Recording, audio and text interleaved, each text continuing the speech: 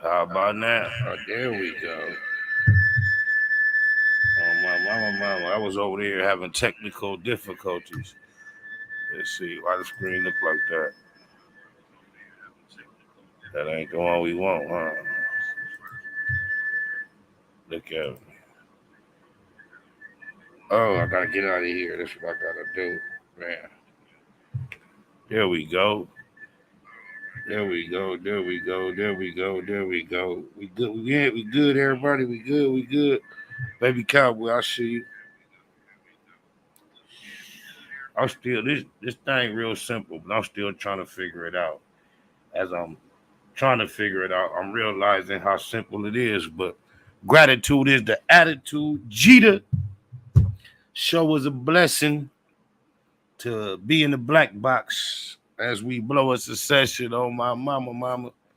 Uh, y'all see the title? It's gonna tap in on a few things.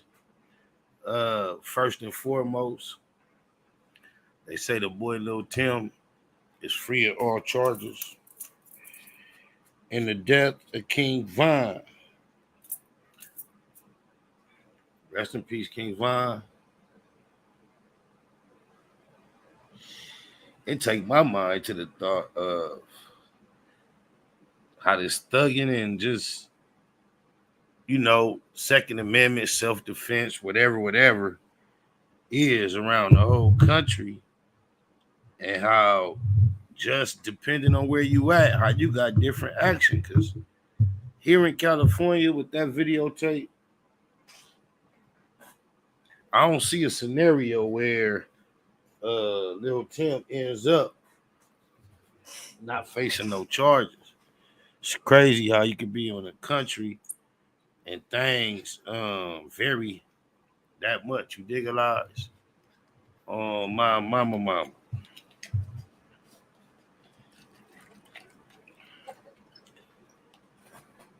And minus all the politics, just from what we seen on camera, regardless of who you are, I know you got loved ones that don't give a about the ins, outs, ups, downs, wins, whys, wheres, what's, and all that. But from all the information we can see on the tape, just in a general sense, it's hard to fault uh Lil Tim for his actions, without knowing any backdrop to the scenario that would cause anything to be different. Uh, every verse, every cat, everybody either says the cat's with him, is ready to get out like that, or they claim to be a cat that's with somebody that's ready to get out like that. And everybody swear up and down if somebody get off on you and your boy with you and they got it and they don't get out like that, they ain't a real one. I know as a community, as an audience, that obviously was fond of King Von and misses him, terribly, kind of like Triple X, Nipsey, Tupac, and others. That generation and they following really miss him. But, you know, uh, kind of like with Tupac and what we seen take place, what we saw take place in the hotel, even with the people that love Tupac, I know he got a cult following. It's kind of hard to imagine anyone finding fault in an individual who was treated such as Baby Lane. If anyone affiliated with him was at any degree responsible outside of the law, it's kind of hard to pass judgment on a nigga, peoples who felt like, exacting revenge. And what we see happen to the boy King Von, it's kind of hard to, have a negative feeling or a judgmental feeling toward the boy Lil Tim. Why do they call him Lil Tim? Is his name Lil Tim or Lil Tim, Vicious? I think his name is Timothy. I just seen a video of it. I forgot what his last name was, but I know his first name is Timothy. But excuse me, Jeter. Jeter, gratitude is attitude. I always get confused when I see his name spelled with a U. Somebody says South Memphis up in here. Are you in South Memphis? I ain't in no South Memphis. Oh, okay. I'm 20 minutes from South Memphis though. Okay. He said South Memphis. Y'all OGs came from the South. We don't he say we don't pay down here, but I think he mean play, respect, and you will live long. I don't know why you would separate that from everywhere else. I don't know a region that's just known for playing. It seemed like when you get amongst the wolves, regardless of where you at nationwide, if you play with your life or you play silly games, you can win silly prizes. That seems to be a rule. Marketing team effing up. Why you say that, Herb? Won't you come? You got the link. So won't you join us and tell us live how the team is effing up? We supposed to have a special guest to help us discuss our next subject. But yeah, tell us a little bit more about an environment where people carry themselves such as Lil Tim, yet they can legally defend themselves with firearms. We don't really know about that out here. So I know in the South, well, I'll speak on Mississippi before I say anything about Tennessee. Like I said, Mississippi is a constitutional state. So damn near everybody got a gun. And it's 100% open carry out here, whether you got a license or not. If you run up in somebody's house, it's possible it might be some gunshots. And the most the police gonna do, if you call them, toe tag them and get them out. Do you think the presence of firearms that being readily available legally leads to more or less actual gun violence? Do you think people respect the fact that everybody got it and they move more cautiously? Or do you think because everybody got it, it's a more random acts of gun violence? To me, based off of me living in Tennessee and living in Mississippi, is more of the mentality of the people based off who all is out there. More so, people in Mississippi would carry a firearm mostly to protect themselves. So, not really too much happens in Mississippi. I mean, it can get ugly, but not really too much. A place like Memphis, and I lived in Covington for almost 20 years. So, Covington is north of Memphis, about an hour north.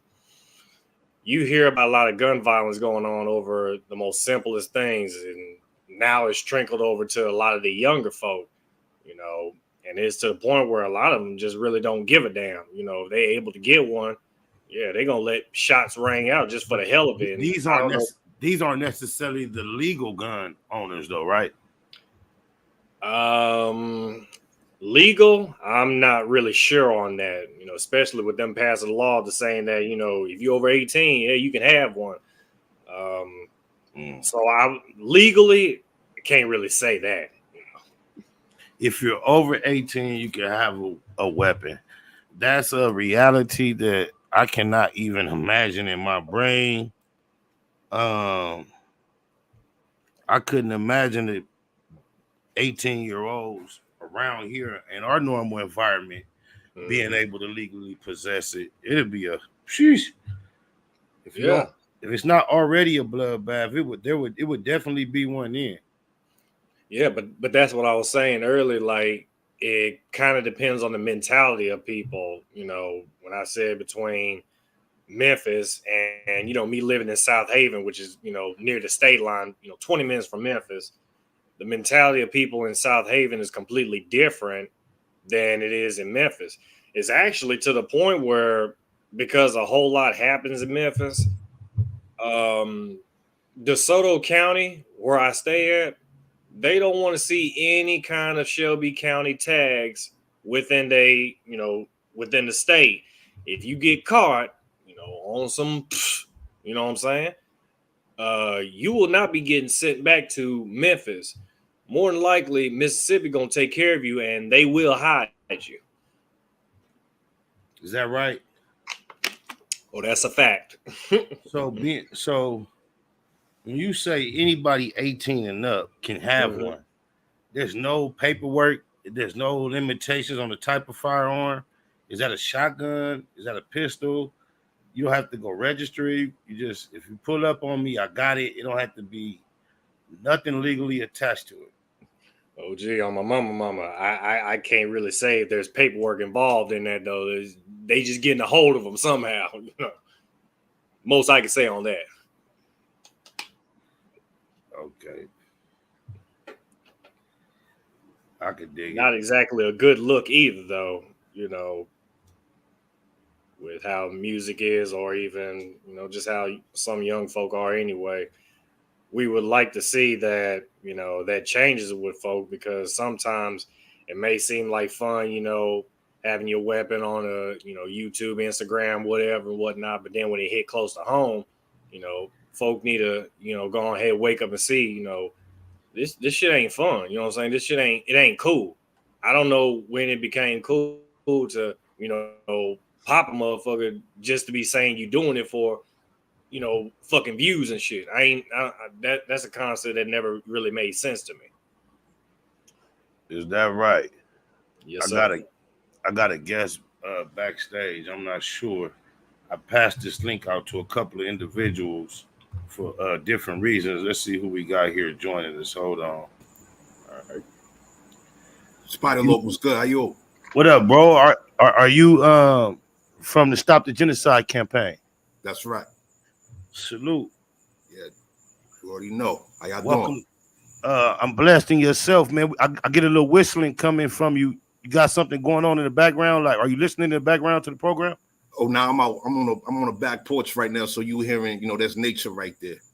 Okay. Oh, that's nature. Say less, man. Yeah. Well, I wanna welcome you to the platform, my boy Antonio Lorenzo. I'm gonna keep it a Google right now. I've corresponded with him in my DM.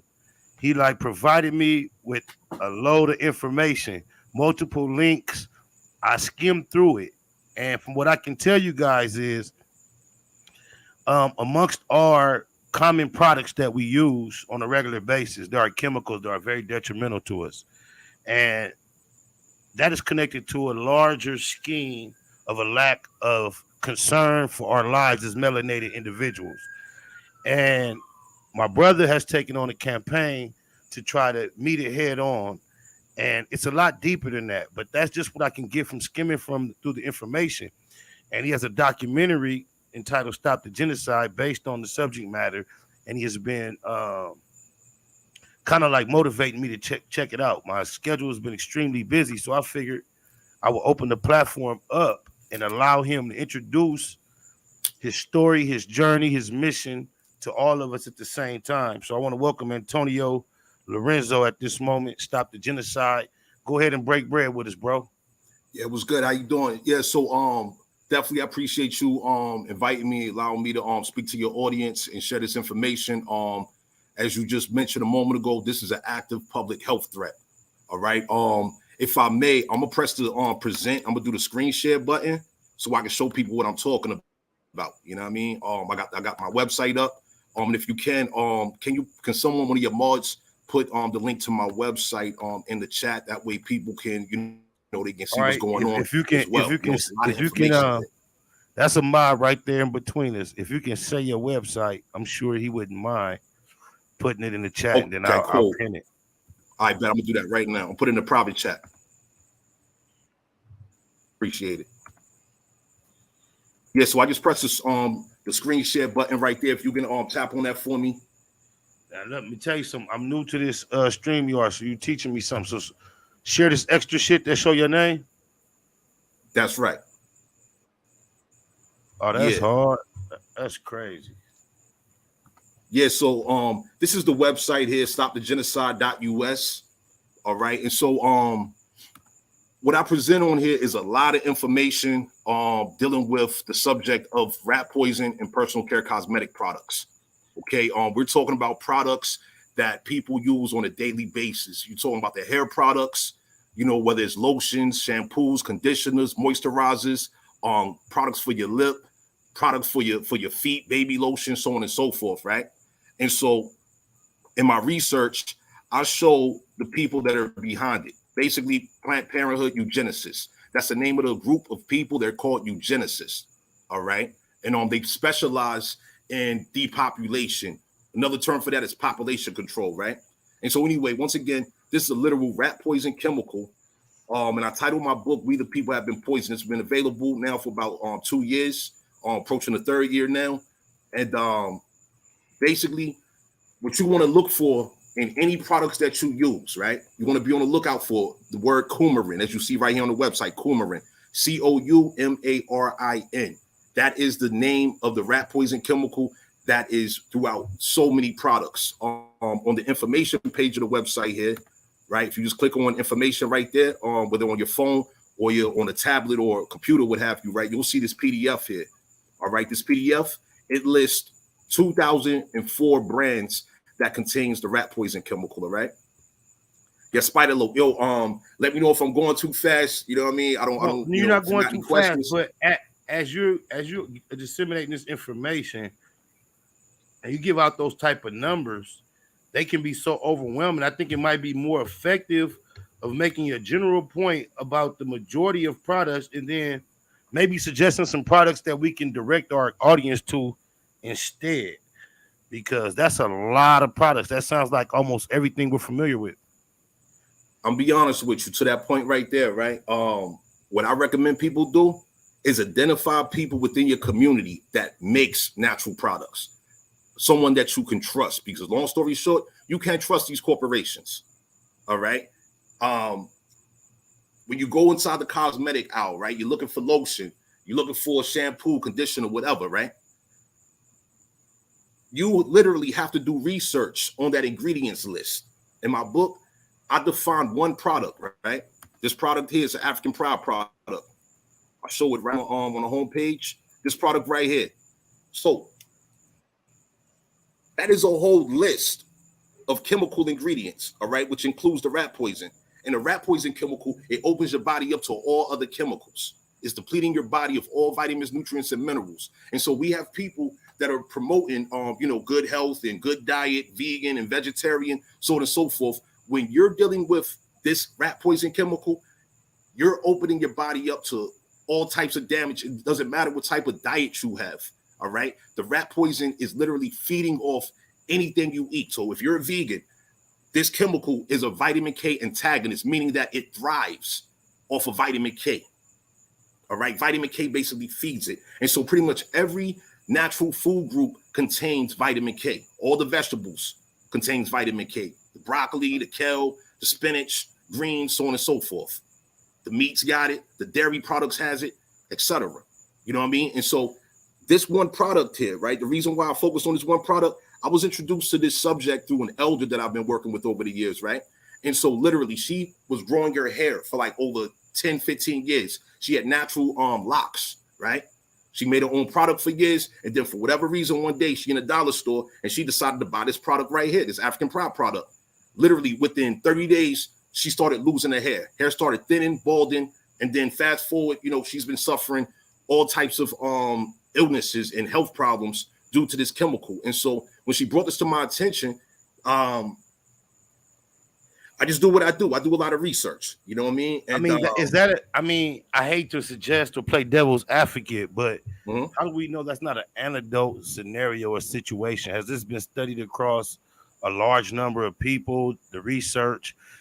I want to be honest.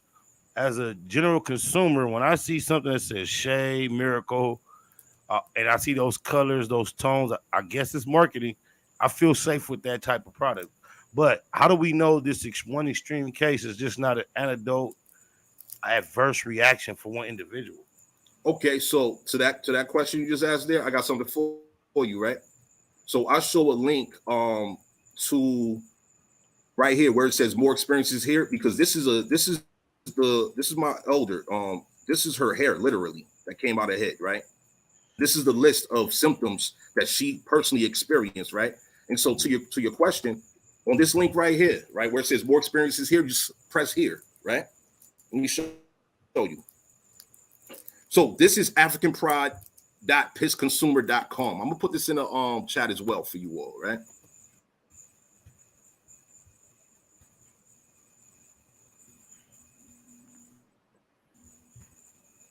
So on rating for African product is 1.6 out of 5, right? Mm-hmm. So basically on here, this is not a situation at all. Africa have been in laws for the years, primarily from women that have experienced all types of health issues. I'm not sure if you saw last year where you had to develop uterine cancer, and they say it's from hair relaxers, right? However, in my research, as well as in my documentary, I show primary sources. What I've heard from that subject matter was Johnson & Johnson's baby powder caused the epidemic. Johnson & Johnson, you're referring to the talcum powder. And absolutely, talcum powder, that's another toxic substance, absolutely. But this is a subject here, this rat poison chemical, no one's speaking about this, all right? And so in my research, I've defined it from the early 1800s in pharmacology books forward to recent studies. There was a study done, I want to say like 5 years ago, over there in Germany, right? Where a person is not supposed to be exposed to more than 0.1 milligrams of this coumarin rat poison chemical within a 12-hour period, all right? So in these scientists' research, they studied and they was measuring the amounts of coumarin through select products. So they had bubble bath, like the stuff you put in the tub and it makes it bubble up and all of that. They studied that. They studied deodorant. They studied shampoos, conditioners, etc. Right, lotions, all of that.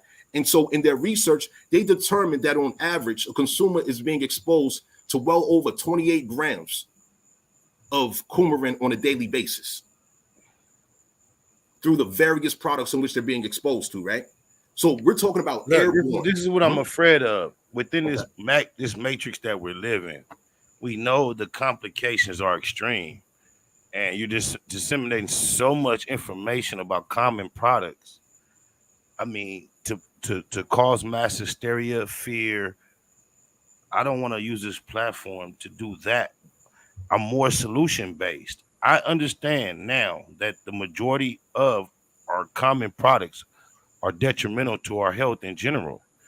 And I asked you earlier, what would you suggest as far as a solution? You said that people do their research. So since then, we've been going deeper and further into what is wrong.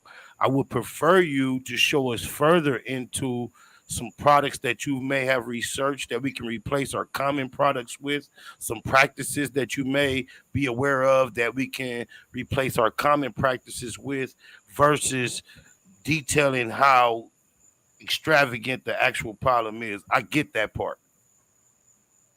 Okay, so as I mentioned a moment ago when you initially asked that, right? My response was to identify people within your community that makes their own product. All right, these are trustworthy people. You know them. They're from your community, and these people within your own community take the time to study the herbs. So a lot of these people, they what community are you personally from? I grew up in New York years ago, but I lived across the country over the years. So, are there any naturally based companies, people that you can refer us to? Because you seem to be quite versed on the subject matter. And I can imagine throughout your experience, you have to have come across some type of trustworthy sources from some of these materials that, you know what I'm saying, you putting out the alert and to scare everyone and make them stop using deodorant and start being ashy and stinky and can't point them. Because even if you just say, find someone in your area, that might be quite difficult. We live in a quite digital online world. Or is there any trustworthy sources, according to yourself, where people can find a proper replacement?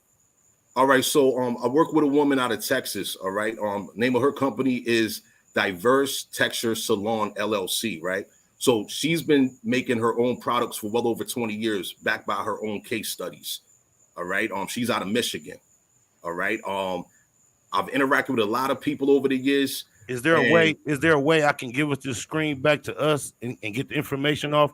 Because I want to cease with the description of the, how do I do that? Just go to remove. That's right. Yeah. All right, go ahead. You mind camming up? Oh, the camera went off. Hold on, let me turn it back on. Yes, sir. Appreciate you. Yeah, I Welcome ain't know to the Black Box and Breaking Bread. knowledge has kind of like took over us bullshitting as usual. I appreciate knowledge at any time. So we let my boy Antonio Lorenzo break bread and bless us with information that is pertinent to all of us as consumers out here in America as we just go along day by day, not paying attention to a lot of the details. We want to thank him once again for being available to try to share this knowledge. And I just want to be more directed toward what can we do. If we just know it's a fire, we don't need to know the source of it, how hot it's burning. What can we do to get further away from this fire as possible, or to assist in putting it out? Well, what I would recommend people do, what I do, for example, right?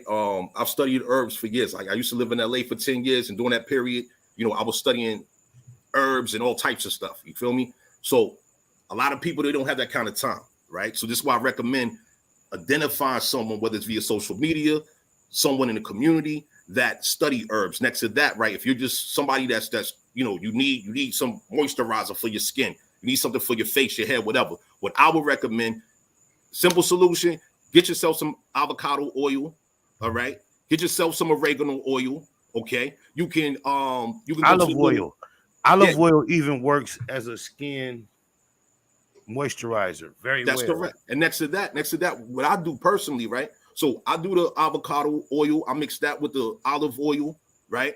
And then next to that, I'll get moringa. Okay, I'll boil some moringa. Okay, boil it down. I'll take the liquid, and then I mix that because moringa is high in like over 30 vitamins, nutrients, and minerals. Right, it's good for you. You know what I mean? So I mix that with the olive oil. I'll even add oregano oil to it. Oregano oil is an antioxidant, an antibacterial. How does the common stereotypical sea moss fit into your regimen at all? And can we trust the typical online source of sea moss? That's the situation, right? I'm big on like for me, I'm a business owner, right? And so I interact with other business owners. Hey, you know what? Your background is so fucking New York. That shit behind you, I don't know where you at, but that shit is New York as fuck. If you're not in New York, you fool. Nah, I'm in Georgia. You where? I'm in Georgia. Yeah. Oh, that shit look New York as fuck. But all right, Georgia, go ahead. Yeah. Nah, this I like the bricks. You know what I mean? I like bricks. But anyway, so that's what I'm saying, right? In regards to sea moss, right? Like one of my guys, he has a website. It's called I think it's called getseamoss.com, something like that. My man Crip Mac, he out of Rhode Island with it, right?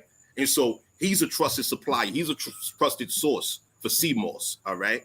He also has a vegan catering business and all of that. So I work with business owners, and so I would encourage you to anyone listening, if they're interested in any products, natural products, speak to the owner of the company. You should be able to speak to them. Unlike these corporations, you can't speak to nobody in the corporation. What are some of the key questions to ask when we're vetting these owners as people that are just concerned with our health and not as educated on some of the things others are? What are some of the key questions we want to ask to make sure we're dealing with a trustworthy source?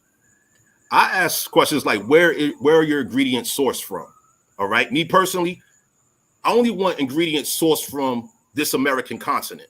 All right. I'm an American Indian. You know what I'm saying? And so, I'm big on what comes from my motherland. You see what I'm saying? This land has fed my ancestors, and it continues to feed me and my people. You see what I'm saying? So I'm big on ingredients that come from right here throughout this American continent. Like moringa, for example. Moringa is indigenous to America. That means it's designed naturally for our genetic structure. You know what I'm saying? So I don't want you to go all the way down this wrong road or wormhole, but you're suggesting that the fact that our ancestors are from Africa and we came over here is not factual. No. That's not true at all. I have documentation. I tend to believe that to a certain degree. I'm not sure, but you look more African than a lot of our brothers, though. You say I look African? Yeah, you have the more rounded, darker versus the Indian. I feel like I fit that orange California. Maybe you have the lack of light. Exactly. Yeah, I'm about to show you. Let me. Yeah, I got. And also, let me share this to you, right? Our people come in all complexions throughout this American continent. True, right? True indeed. So I have a pride. I have a pride. As much as I want to believe the American Indian story, I've developed a pride in believing I have an attachment with Africa. So my hair's so fucked up, it's crazy, bro. I mean, so I'll tell you this, right? What I do, I assist people with their actual genealogy records. Okay, I show people how to identify where their ancestors came from. All right, there's actual records that you can trace and track going back, upwards of 400 years. You can identify your nation, so on and so forth, because I don't want to get too deep into this subject here, but the situation is, right, when you're able to see for yourself that, what your mother, grandmother, great grandmother, your elders told you in your youth that, we Indians, right? And then you go to grade school, and then they telling you, oh, you black, you African American, you came from Africa, so on and so forth. But that's versus what your peoples told you, though. Who are you going to trust more? Wait. Who people told them they were Indian? Because this is a lot of people. I just started hearing this within the last 10 years. And all I heard was African, Afro-American, African-American, Africa. I'm not opposed to the Native American theory, but it is primarily new to me, and I'm pretty knowledgeable when it comes to comparing me to my counterparts in my natural environment as far as worldly subjects. And the fact that we may be more kin to the Native Americans than the Africans is like a decade old concept for me personally. Spider Loaf, I'll share this to you, right? Like, I don't want to get too technical with it. I will say this, though. There is a difference between a Native American and an American Indian. That's one part. Next part I'll say to you is, if you're interested in, learning more, I can speak to you and I can explain some things to you. I have a whole genealogy class that I developed some years ago, and I can show. Would you mind perhaps developing a reoccurring situation where you come here and break bread with all of us and lace us at the same time? Sure, no problem. I mean, just let me know what subject matter, because I'm raw when I'm on the subject matter, because I view things real different than, let's say, the average person, right? Like, everything that's going on against our people, I see it through the lens of an American Indian, right? Whereas we're being colonized. You see what I'm saying? Like, all breeds of foreigners have declared war on my people while they're simultaneously destroying our land. You see what I'm saying? So what are your thoughts on pilgrims at Thanksgiving? It's a fairy tale. We was at war with them. We were slaughtering them. It was no Thanksgiving. In the end, what do you believe won over? Deception, numbers, viciousness? What caused us to be defeated in that encounter? Okay, so like you said, first you said deception, you said numbers and viciousness, right? They did all of that and more. Just like with this rat poison issue, right? For the sake of survival as a people, or was there direct ill intentions? Were they facing extinction, and were they actually relocating because where they left was no longer sustaining them, and they were just embarking upon whatever they could in order to sustain? Who are you referring to? Those that caused us to no longer possess this land and us to be. Okay, so I'll put it like this, right? There's something called the Spanish Asiento. All right, that means contract, right? And so this what took place, right? So everyone's heard this story of Christopher Columbus, right? What's withheld from that story is the fact that Christopher Columbus, he's a Moor. Okay, this guy's a Moor. All right, he was working with Sephardic Jews, if you will, and through his connections with other Moors in North Africa and all of that, he became aware of trade routes to South America.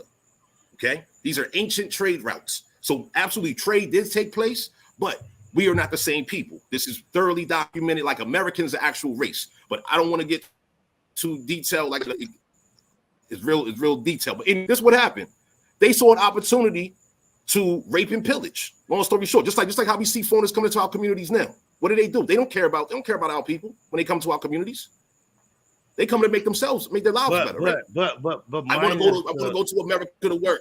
Minus the raw violence and the disrespect. there's a more of a sophisticated system in place now. So when you compare them just that readily, I kind of lose the connection because what we're describing is a lot more raw, and I don't want to lose that in trying to connect it to what's going on now, because that's a lot more sophisticated, friendly. When we look at the overall landscape of that scenario, my son, whom is 16, my oldest son, his first job was from an Asian store owner in our ghetto community, and we try to like we judge them or we question them about how they come into the community and only take and absorb. However, there are examples of individuals who hire from in the community, people who are even too young to be employed, people who would not be able to be employed outside of the fact that a private store owner gave them an opportunity. Shout out to Young at the Little Cow Market. Those that know. But there are examples I got of something that. for you. Go ahead, break bread. I got something for you. Have you ever heard of a program called HUD Section 3? I've heard of HUD in general. Okay, so you've heard of Section 8 though, right? Double D, correct? HUDD? Yeah, HUD. But you've heard of Section 8 though, right? Yes. Yeah. Okay, so there's also a Section 3. Now, to your point, what you just said about the Asian business owner, right?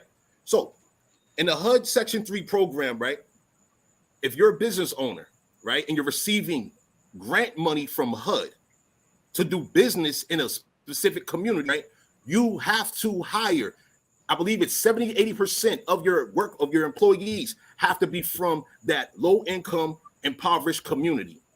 So they are incentivized. Like, this information is given like welcomely, freely to immigrants. Most people, well, I came across this information. I was introduced to that HUD Section 3 information in 2019, right? I never heard of it before. I've been across the country, never heard of it. Always had questions. How is it immigrants come here and they just set up shop like it's easy? It's nothing. Is that associated with the term redlining? That's correct. Yes, it is. It ties into that as well. That's right. And let me share this to you also, right? So back to this HUD Section 3 information, right?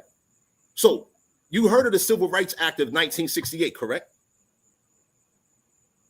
What if I told you the original name of that act is the Indian Civil Rights Act of 1968? You can look this up. It's the Indian Civil Rights Act of 1968. This is Public Law 90-284. All right, and it speaks very specific. Are you 5%? No, I'm American. But have you ever studied that knowledge? I was introduced to it in my youth, but I can tell. You know what? And in general, that's something that's missing out of the New York East Coast youth based from our generation versus out here. We had none of that. The few who was talking that shit were so ostracized and set in the corner and ignored. Is crazy. The more ignorant mind frame of being strong permeated in our environments. I somewhat envy when I see street niggas from New York be able to rattle off so much knowledge about history and science and metaphysics.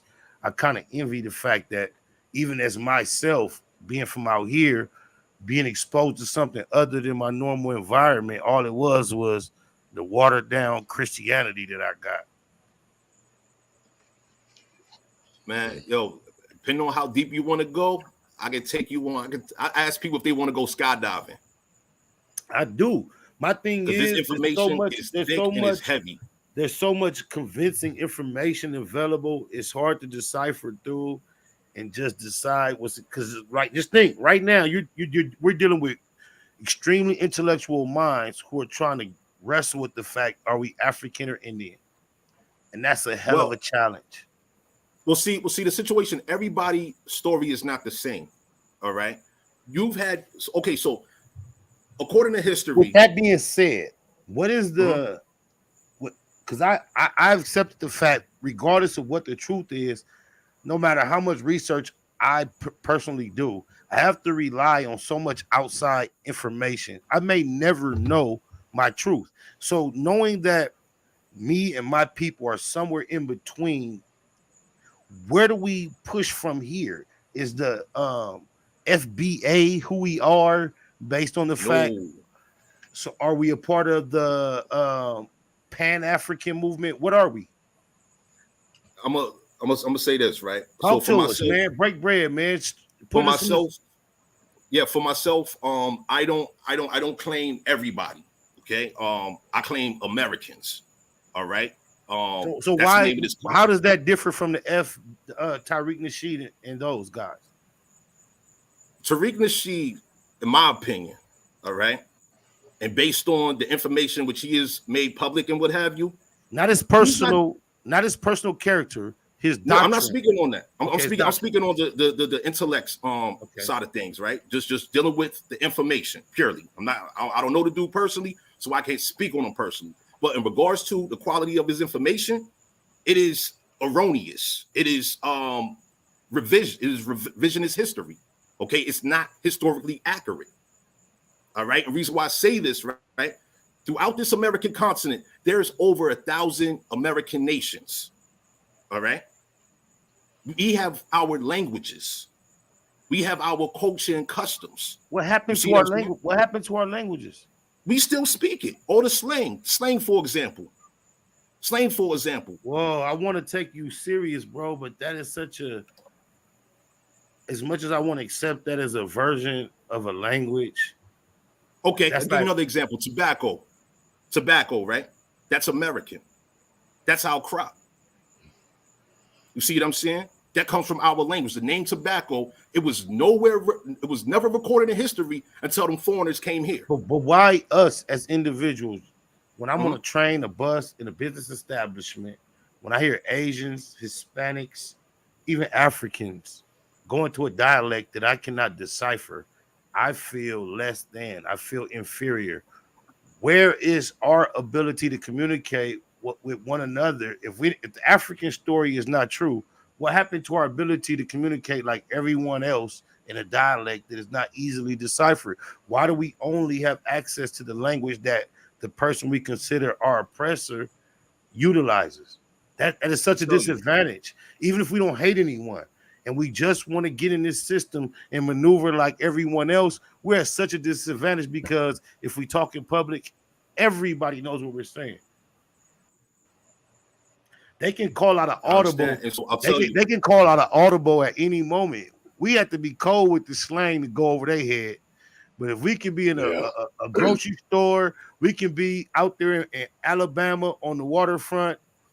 If it ain't just black against white, anybody else, they can call an audible. They can be calling in weapons, reinforcements. We'll never know what's going on. I'll tell you what happened. So one of the elements that guys like Tariq Nasheed leaves out in his information, right? So in the early, throughout the mid, going into the late 1600s forward, they Shout out introduced. to my nigga Tyreek Nasheed, because I just want to make it clear, although he is expressing his opinion on him, that is a comrade and an individual I appreciate. I have no negative sentiments to express toward him at all. Much love to Tyreek Nasheed, but I am letting the brother oppose some of his theories on my platform. Go ahead, bro. So there was something called Indian colleges. These were Indian colonial schools. These schools, so we're talking about the 1600s, okay, the early 1600s. No so-called black historian wants to speak on the subject matter of these Indian colonial colleges, which were being used to convert Indians into Christians, all right? And by doing so, these Indians were also being stripped of their language, their culture, customs, so on and so forth. We're talking about the youth they targeted, just like how they target our youth now. They did the same thing then. All right. So by targeting the youth, right, and you have the youth now speaking this language, they're being trained, they're being groomed, they're being indoctrinated, they're being introduced to these foreign ideologies and a foreign colonist perspective of life and a different self-awareness and a different perception of their natural environment. They're being conditioned for the future so that everything could be taken from them. That's what happened. And I'm summarizing because it was a lot of wars taking place. There was treaties taking place. Hey, look. I got a special guest. I'm going to switch up the energy a little bit. Neighborhood to the neighborhood. What's going on with the big homeboy Spider Low? You already know, cuz. How you filing? How you fiving over there? Oh man, I got my own house. Hey, salute to China Mac, Mac and Mac, the Mac attack. Oh, you feel me? The cultural clash that's causing the homie to elevate. Oh yeah. Proud of you. I don't know if you remember our first interview, the thing I pressed to you was growth. Yeah, you did. I remember. It was a couple years ago. You was on one. It looked like it went in one ear out the other at the moment. Yeah. But I see you coming a long way. I see you maturing. I want to salute you. Oh, yeah, most definitely. You know, I talk with older homies like yourself and older homies like my big homie Huster Wax from 55th Street, you know, and they pretty much say, yeah, we got to elevate in life. You got to elevate in life to make shit happen, to work with different people, to make increments, you know. Oh, my mama, big increments. Yeah. Hey, check me out, cuz I just seen you on the stat. I love you. You already know that, neighborhood. But I love battle rap, cuz battle rap is one of my things. With Aktive, with Aktive. Shout out to the homie Aktive. That's my love too. I love cuz Eastside Business. Yeah, three up top. So you actually got on stage with an actual established, dope, solidified battle rapper, cuz. I know you told me when you was on your way to go get your increments and do it. I was thinking about it. I had kind of forgot you told me you was on your way. It went cool, man. It was out there in Oakland. It was cool out there. You know, I met Lil Blood out there. I already knew Jay Styling, so I seen him again. It was cool. I got some footage, bro. I want to play this, man. I'm new to sharing this screen shit. I'm gonna share the screen. Yeah. I just want to share with the audience a little bit of what took place. Shout out to Lush. I know you got the relationship with Lush and the pop-up. Lush. Yeah, that's my boy right there. I fuck with my mama. And you a cold cat to be able to be the nigga to be cool with Lush and cool with Adam. You know how I look at it. Adam was talking about. I went to work up there. He told me he liked the battle rap I did. He don't like Lush though. You know, but he do understand that I work, with the no jumper people. But I could work with whatever motherfuckers I want to work with. Also, the way Adam allowed Lena to work with people outside, we know he know how to. He the king of that. He the king of it. Salute to him. He better than me. If I had a wife, my mama, he better than us. But look, let me try to share this. Look, give me a little playback. Hey, check the homie out, cuz holding his own, freestyling against the homie Active, cuz this shit hard. Oh yeah. My right hand side. Well, you put me on the left side. That's all y'all go. Come on, kid, let's go. Let them know who the fuck you is. Crazy man ass Crip. My neighborhood Crip.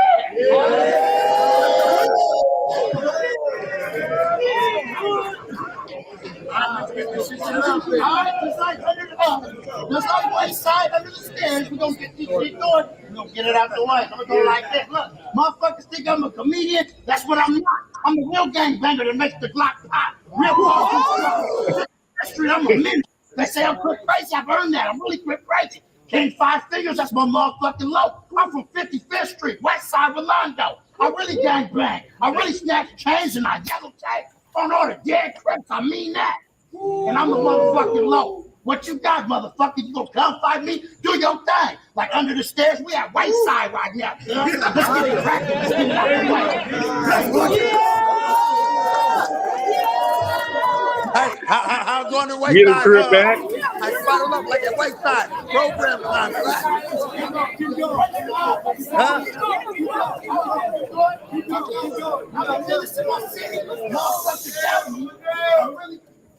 I'm the menace in my city. Motherfucker, that was like the radio on the county jail. Yeah! Street. That's really where I'm from. I got put on, got beat up, got stomped out, fight a gang. Really put in work. I really did the yellow tape. And I'm fighting this now. I'm gonna fight every gang bang. My own hood. And that's just how this shit go. We at Wayside. We got the overalls. That's the overall, that waist side, under the stairs, Super Mac. All right. Hey, C Mac, do me a favor, cuz give us an idea of how it felt being on the stage, the live audience. You never battle rap. It was great, man. It's a great vibing of it. Everything about it is, and seeing all the big booty, beautiful sisters in the crowd, and you got the people, the battle rappers, and you got other entertainers and musicians. I met Lil Blood. He's somebody famous out there in Oakland. Jay Stalin, like I said, I knew him, but I've seen him again. Jay Stalin, some other people out there. Jay Stalin, cuz hard. Hey, I like that Streets Don't Lay You Back. That's my favorite song. That shit's so hard. He know how to pick the right beats, cuz he picked them hard ass beats. Oh my mama. Yeah. But also met June, the one to do the June on the beats. I met June on the beats? I met him, and I met another June also that lives out there from Oakland. And there's some cool cats out there, man. They cool as a motherfucker. It was a cool vibe. I don't want you to give away nothing we got going on. We're gonna keep all that hush right now.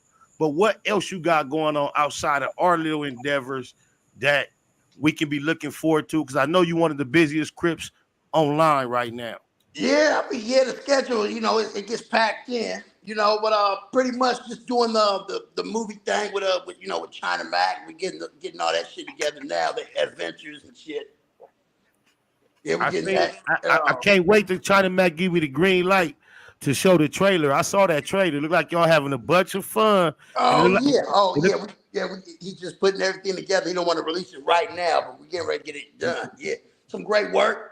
It's big production behind that, man. How I feel from going from a nigga, I see the Swamp Stories, everybody try to shoot a nigga. How I feel from going from something to nothing, being on top of the game. They say if you ain't got no haters, you ain't doing nothing. How I feel like having more haters than almost everybody, Lo. I mean, I hear it a lot, but I ignore most of it, man. I ignore most of it because you don't want to continue to pay attention to negativity, So you ignore a lot of it, but some stuff that I hear that I might talk about if I hear it. If it's something that I find like I need to say. Bro, when they try to compare you and me, they might try to do this. But I want to keep it a Google with you. I'm stuck in the same mind frame, cuz. I be trying to ignore it all, but sometimes every now and then you just gotta and I be peeping you. Yeah, I know you listen to me. You don't listen to many, but you listen to me. But I want you to know. I listen to you because you're an older Crip. I learned from you because you're a real Crip. Yeah, you're a real Crip. You're older Crip. A real Crip know how to deal with adversity. Cause I don't give a fuck what nobody say. And we see you face a lot of adversity. Oh yeah, a lot of it. And stand up against the storm, cuz. So you know I got your cack for death though. I appreciate you. Yeah. Hey, OG, can I say something real quick? That's my partner, Vicious V, one of my co-hosts here in the Black Box. Yeah. Nice to meet you, Crip Mac. Fatherhood and neighborhood, you feel me? That's my game, right. Fatherhood. Hey, tell him what you do for a living real quick, Vicious V, before you get at him, just so you know who you're talking to.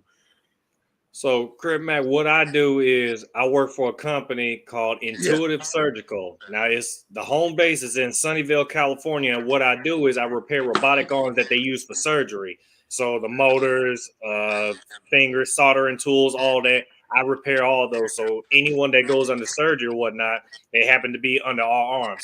Now, I stay in South Haven, Mississippi, where the majority of the hospitals that utilize our arms are on the East Coast.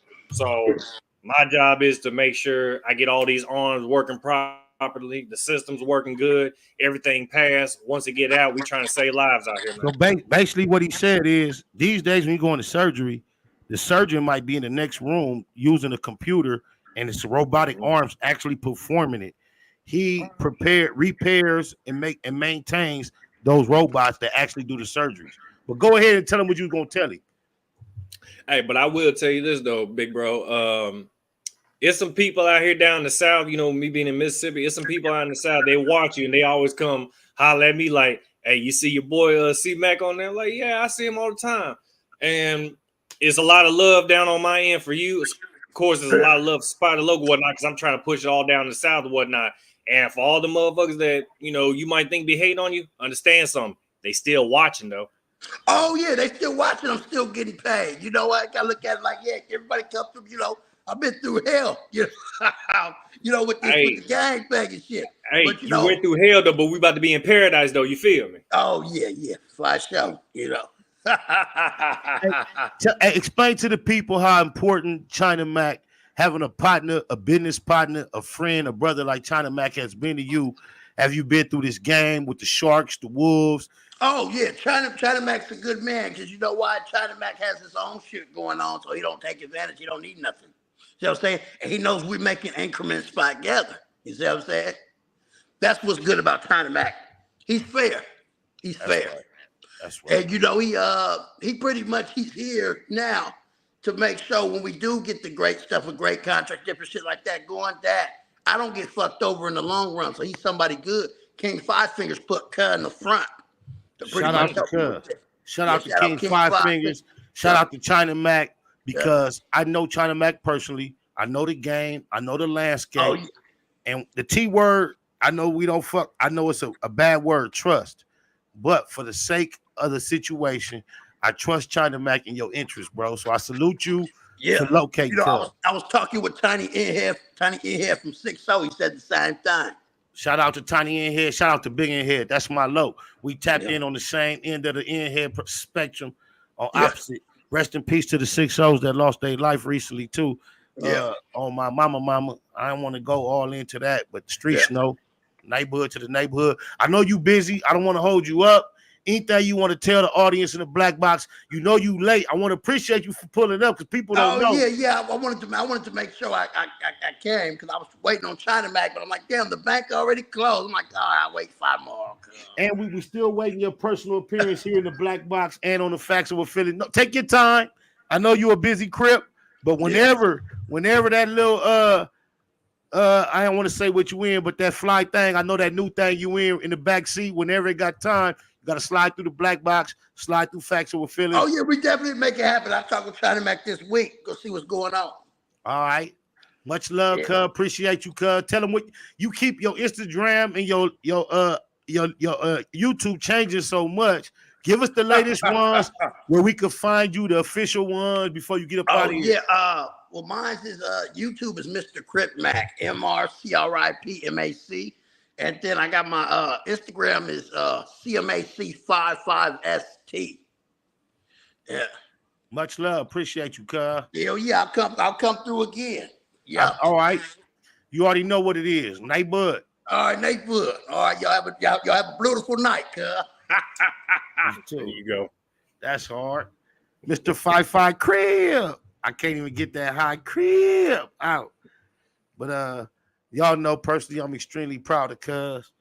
I try my hardest to be supportive of all people from my background that acquire a public presence upon the internet.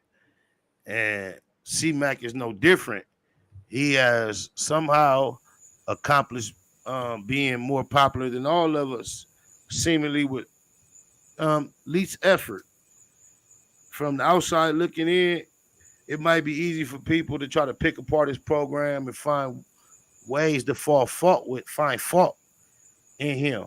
However, my experience being amongst the Crips, there are a lot of C-Macs that are more of the C-Mac that you guys may not approve of or less of it, but right there within that spectrum. Cuz not as different as a Crip as y'all might think. He may be as a very different celebrity, popular, famous Crip. But if I compare him to all the Crips I've encountered, it's a whole class of C-Macs that Cuz stand head and shoulders above. Oh, my mama, about neighborhood to the neighborhood, Cuz. Y'all got Cuz fucked up. You see, he was kind of tired tonight. He didn't even have the energy to keep the character up that much. You saw a lot of the man right there, the man that C-Mac actually is. The character was kind of tired. He barely could wake that character up tonight. Welcome back to the platform, man. We finna wind it up soon. No doubt. Appreciate you. Yeah. It's definitely salute the Odium Slim, Crip Mac, the whole neighborhood. You already know. All that. My man ES57. Yeah, salute to my man Luke. ES57 situation, and definitely to you, Spider Lope. You know what I mean? Yep. Back at you, man. Go ahead and give us your last words, and I'm gonna wrap it up. Best thing I can say right now, preserve yourselves. You know what I mean? Secure your relations with your people. You know what I mean? Invest in nature. You know, that's the best thing I can tell you, man. You know, pool your resources. You see how the foreigners, they pool their resources. You know what I mean? And if you are indigenous, autochthonous, aboriginal to this American continent, you know what I'm saying? You are an heir.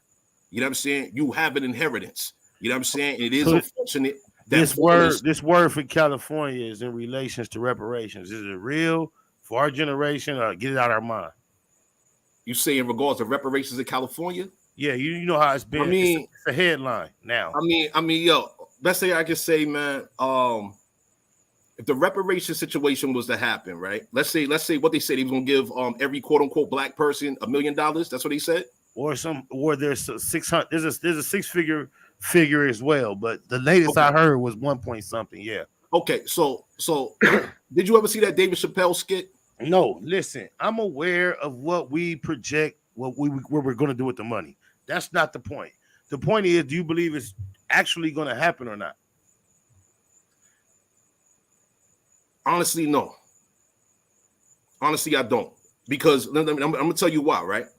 So the reparations is in regards to slavery, correct? Correct. Okay, so what happens when foreigners, all right, pale skins, quote unquote, white people that are quote unquote, what they call Asian, people that are from various regions of the world, okay, that was sent here as slaves, as I mentioned earlier about the Spanish Asiento, okay, I can get into the details of the Spanish Asiento at your convenience, but when you get into these details, right, you'll see that you got a lot of Europeans that are descendants of slaves. Okay? You got a lot of Asians that are descendants of slaves. Before you get in too deep, I understand as a potential recipient of said reparations, being thorough in your presentation and request, knowing what may be a counter argument. I cannot imagine you're the only one involved in the conversation, aware of the historical data that you're providing.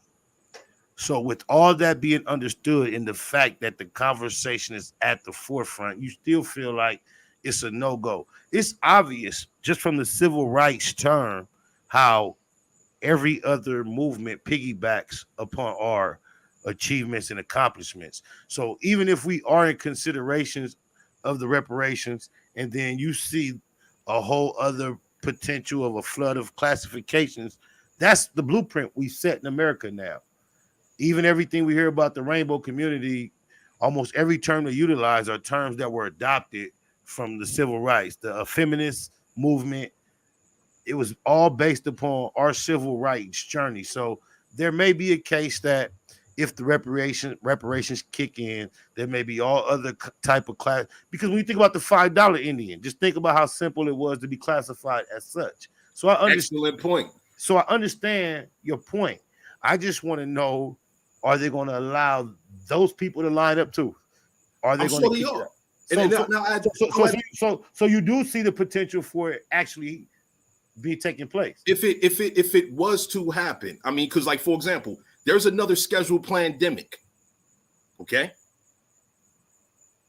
What world event is going to trump something of this subject matter of reparations? All right, I'm just going to add that to the equation.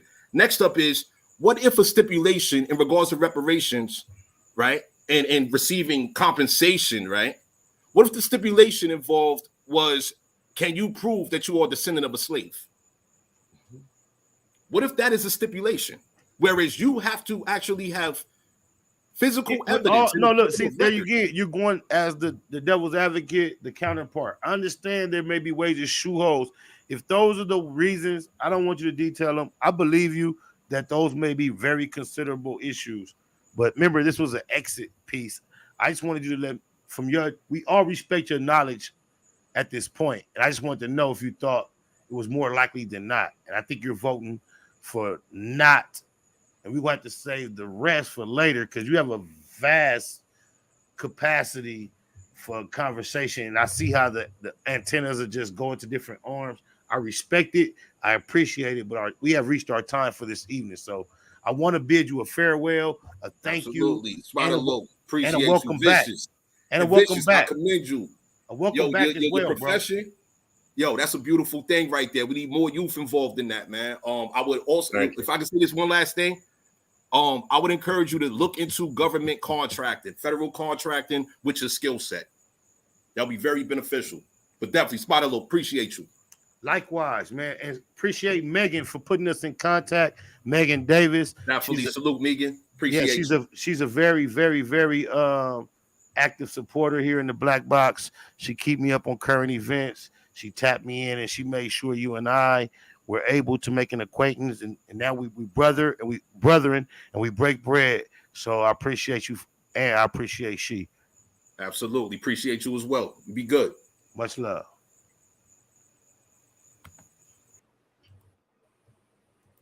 Vicious V. Yes, sir. I ain't got last words loaded up. Like, I'm gonna have it loaded up soon. However, I want to give you the opportunity to give us your last words.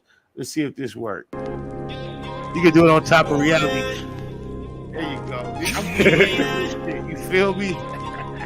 Yes, sir. Yes, sir. My last words gonna go like this here. I'm sorry. We're gonna stop singing in a second. Hold on. He'll stop singing right here. Let him sing his part. All about the money. So what you gonna do when you ain't got no money? Your foreign cars and all the bitches, they gon' leave you. Only thing you really have is really you. Reality check. It's a reality check. Ooh, it's a reality check. It's a reality check. No. Hey. In and out, up and down, trying to survive. In the end, all I got is this 9 to 5. Go ahead, Rich. Talk your shit. Well, I hope y'all enjoyed the show tonight. Y'all tap back in with the most easy Spider Low, best YouTube channel. You feel me? Jeter. Shout out to you, Spider Low. Much love to you. Much love to everybody. Hey, love life, politics. Y'all come back, blow another session with us. And as always, I'm your boy Vicious V at your service. Jeter. Much love. Gratitude is the attitude. Keep it hood at all times. Fatherhood is the best hood. Fatherhood the neighborhood. You feel me? My boy Vicious V, y'all. He's from California. Transplanted down south. The accent that kicked in. Has been waiting for a while. But in his heart, love, gratitude is his style. Yeah, I'm just freestyling now. I like how I got the background music playing. Let me see if I can do this. We'll figure out my way. Yep, see, yep. That's the Black Box. We live. You see the logo? Shout out to my Zootown, my boy Lou, for the logo in the corner. Something we should have been had. We got it now. Everything on record. That's Puto on the beat. Trey Legend on the hook. FBI on the look. You dig, lads? They call me VJ Keyway when I get in the Black Box. Politicking. I don't be trying to start nothing. I'll end something though. Talking my shit, you dig a lot? Somebody told me ain't none of this personal, it's all alley-oops. We trying to throw alley-oops and dunk something in. Facts over feelings throughout the process. You know why we say facts over feelings? Because in the midst of a reality check, you realize that everyone is entitled to their feelings. Everyone's feelings are valid. If we come to a public forum with our feelings, that is the perfect recipe for chaos. So we leave our feelings out of the equation, utilize facts, things that we all, as intelligent individuals, can agree upon. And we try to reach a conclusion based upon the facts that we can agree upon versus our feelings that differ, that we all are entitled to. Imagine a train wreck, the intersection collisions, if everybody was going off of feelings that they are entitled to. My nigga Roy Eastside Compton, Kelly Park. It's going up in the penitentiary right now. Shout out to all the soldiers holding it down.